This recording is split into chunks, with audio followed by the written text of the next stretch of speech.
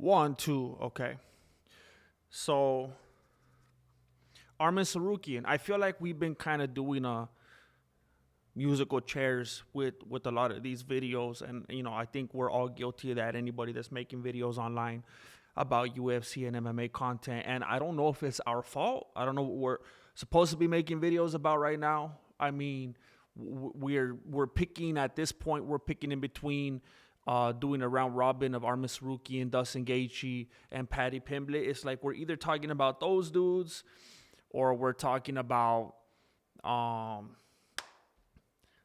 fighters are now wrestling and doing every other promotion besides UFC, or we're talking about now Luke Rockhold is in street beefs. It's just there's not much to choose from right now. It's slim pickings, as they say. So, don't get too frustrated with me. It should be a lot different after this weekend. And you know what? It was, I can't remember who I heard talking about it recently, but UFC on 324 is coming up, obviously, and it's going to be a big deal. And I've been saying it myself that, you know what? I think we took things for granted before, because I don't know if I've ever, and we had Conor McGregor's on cards. We had John Jones on cards, Khabib Nurmagomedov, Israel Adesanya, all these dudes, whether you love them or hate them, it's like, hey, this is a big deal.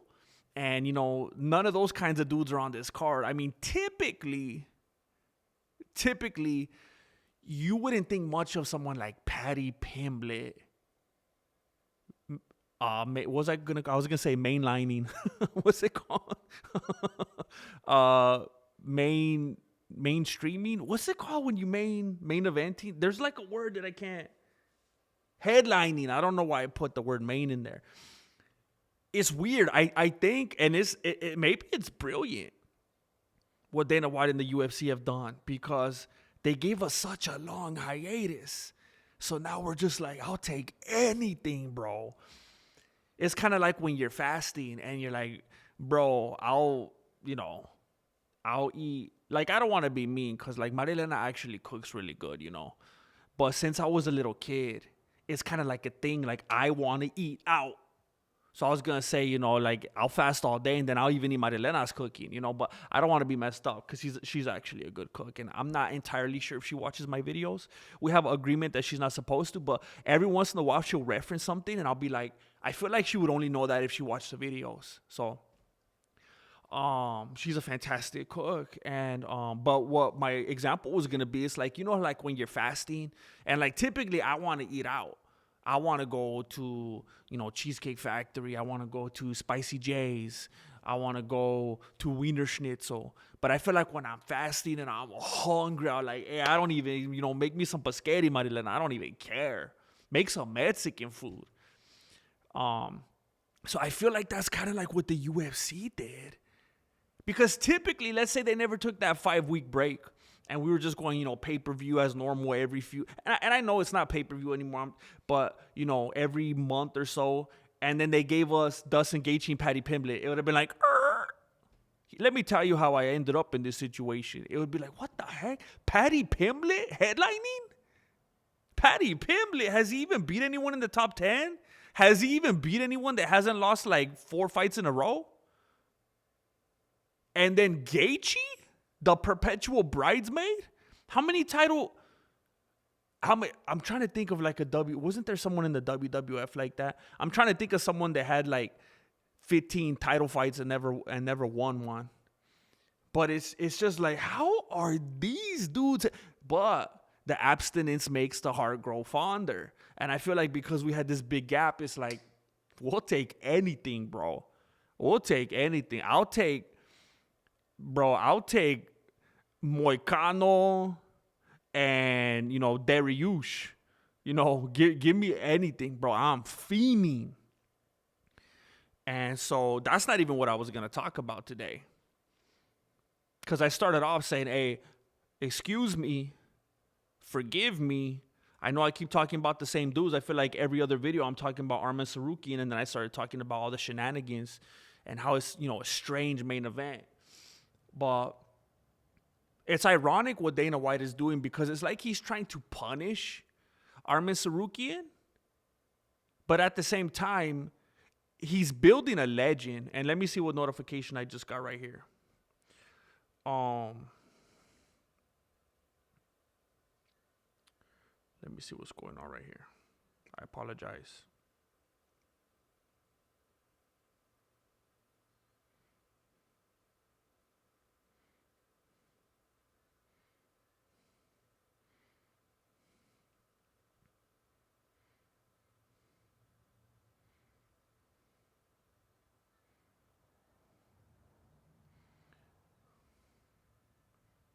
I was just one of the 1, 2, 3, 4, 5, 6, 7, 8, 9, 10, 11, 12, 13, 14, 15, 16, 17, 18, 19, 20, 21, 22, 23, 24, 25, 26, 27, 28, 29, 30, 31, 32, 33, 34, 35, 36, 37. Any tenacious defense? I was just like the 38th commenter on a JRE video, so I'm probably going to get famous now. It's no big deal.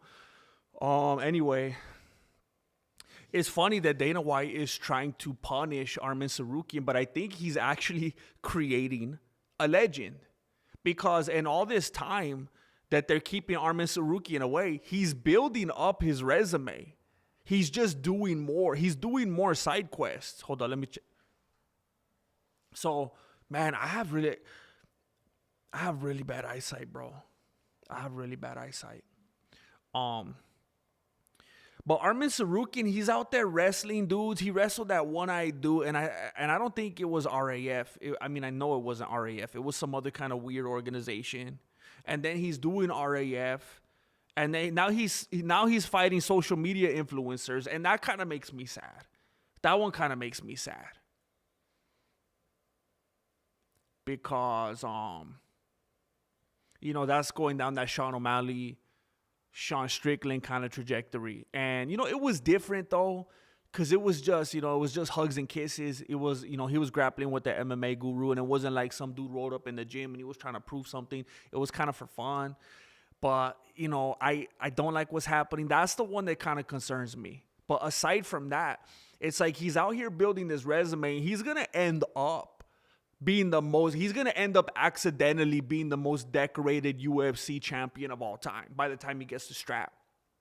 Because they're trying to stifle his trajectory toward the gold.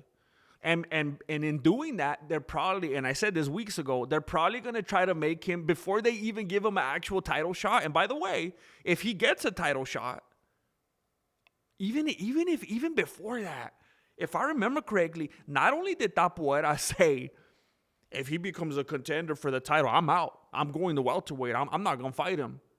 Which I don't even blame his wife now. If the dude is if he's like a level 10 gaslighter like that, level 10 manipulator to that point where he actually thinks that he's gonna somehow spin it, and I don't know if there's like a language barrier or what.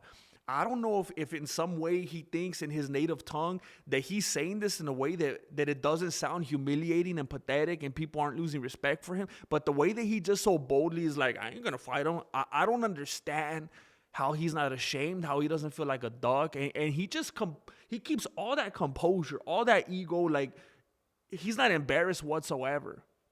He doesn't try to mince words. He's just like, I won't fight him. And it's like he's trying to use Dana White's disdain for Tsarukyan as some kind of barrier, some kind of protector. And then he said, if Gaethje wins here, I'm not going to fight him either. And I think what his argument is for both of them, I think what he's trying to say is they don't deserve it. They don't deserve it. I can't even imagine what this dude would be like in an argument. I can't even imagine what his lady went through living with this dude. And they were probably both crazy. I'm not trying to be one of those, believe all Georginas or nothing like that. She's probably toxica too. It's probably like Johnny Depp and Amber Heard. Because yes, Amber Heard is crazy, lunatic, off the reservation. Someone needs to put her on 24-hour watch. But Johnny Depp is a Looney Tune as well. And it's wild that he said but anyway, because of that, you already know Dana's going to do whatever he can to make sure Arman Tsarukyan doesn't go that way toward the actual legitimate title. So he's probably going to try to derail him even further. And he's probably going to try to make him work his way back. work his way back, as I say in quotations, and fight for the BMF title first, trying to tarnish his legacy. Once you get that BMF on the legacy, it's like, wait, what went sideways? Why'd you have to fight for this title? Why'd you have to fight for the consolation prize? But aside from that, aside from a potential BMF title fight, aside from the social media fighting, this dude is picking up victories left and right. He's wrestling in, again, I don't know, some kind of foreign organizations. He's wrestling in RAF. He's probably going to end up doing some kind of arm wrestling. He's probably going to do some kind of Russian pillow fight. He's probably going to fight a couple ladies. What's it called? The Epic Fighting Championship. It's just, I think everything is backfiring. And something that I thought was very interesting was Sarukian came out on the, what podcast was that? I think it was Matan Evan. And Matan Evan was like, hey, are you not fighting for the title because you were trying to punch a fan? And by the way, according to what Sarukian said, and you guys might already know this, he didn't even punch the fan. He just kind of did one of these, like he swung, but he was like, the dude wasn't even in range. Like I wouldn't even have been able to hit him. I was just trying to like scare him or whatever. And I don't remember exactly what Sarukian said, but it was basically what he was getting across was I was never even gonna hit the dude to begin with. Like he wasn't even close enough. I just kind of wanted to, because he gave him the little birdie, and he was like, I just kind of wanted to emote back at him.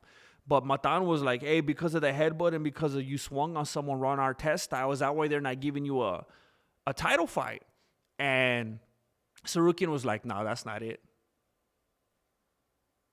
After Dana was acting like it was. And Dana was like, yeah, he knows why he did all this stuff. He knows he's got to work his way back. And Sarukian said, no, that's not it. And even DC, there was a narrative out there. Sarukian must know, there must be an understanding. He knows he did these things. He knows he's a loose cannon. He knows Dana's upset. He knows that he kind of has to work his way back after all these shenanigans. And he has to do the right thing. So then, and I thought there was some legitimacy to that because as Daniel Comer said, Sarukian's real quiet. He's not complaining. He's not pushing back. He's not throwing a big fuss about it. So maybe he is, like tail between the legs. Yeah, I did do that crazy stuff, whatever. I get it. But Sarukian said, nah, it's not because of that. And then Matan said, well, then what is it? And Sarukian said, ask Dana. You got to ask Dana. And then Matan was like, oh, it's because you missed weight. Or he's like, I didn't miss weight. I had a back issue. So, I mean, it looks like as far as Sarukian is confirmed, this is still because Dana is switching up the narrative, saying that he missed weight when he had a back issue. And I think, if this ain't Dana White power, I don't know what. Look at how long John Jones got to hold on to the title with Tomas Aspinall going on his whole tour, trying to get everybody to feel sorry for him. And then, boom, one little mishap, somebody gets injured, and he's going to hold it against him for the rest of the time. And I think it's just all because of fighting styles. I think if if Arman Sarukian fought like Conor McGregor, if he fought like John Jones, we wouldn't be hearing about a Dustin Gaethje and Paddy Pimblett matchup. Look at what Conor McGregor did at the bus, and Dana White was saying, this is disgusting, this is disturbing, this is a atrocity, and then he uses it as promo material, and he's like, let's do this, let's hype this fight up. Arman Sarukian does a little headbutt, and it's the end of the world. I think it's Dana White power at its finest. I think if Arman Sarukian were a big-time striker, it would be different. And I think we're going to see him with BMF, I would say gold, but BMF silver. And probably a couple slap fighting championships before we see him fight for the title, unfortunately.